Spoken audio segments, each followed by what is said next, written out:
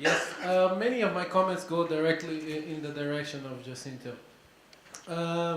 First of all, once again, thank you for the organizers for inviting myself and us here to this space. I've learned a lot personally.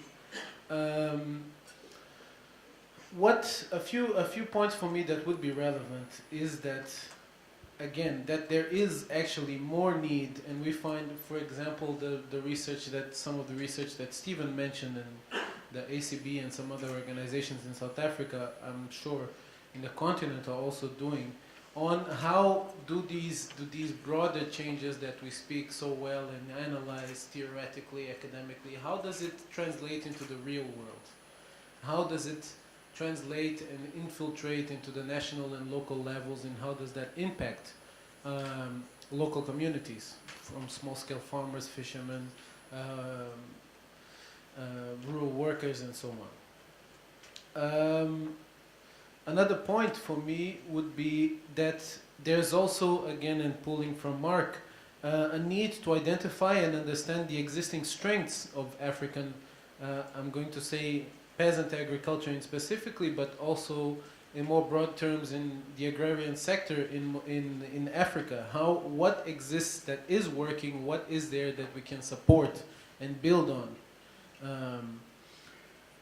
Also, I again agree with Jacinta that it's very important that the researchers find and make it, I think, an important part of their work to be able to translate what they find into more common layman's language, you know, so as to be able to use that debate in more tangible debates and with the wider public, link it to popular education and so on and so forth. Because what I find is that yes, it's great to do good research that is prestige and respected around the world, but what does it do if it stays in the books and the academics get the prestige, and then what, you know?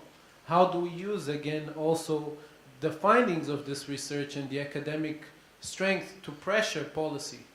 I understand that academia has to be neutral to a certain extent, but also we are living in dire times, and I think it's really time for action.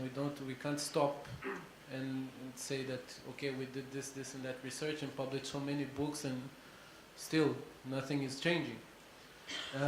I find that for us at La Via Campesina, at least, it's very important that this connection, a stronger relationship with researchers and academicians, because the knowledge that is produced and the analysis is truly valid.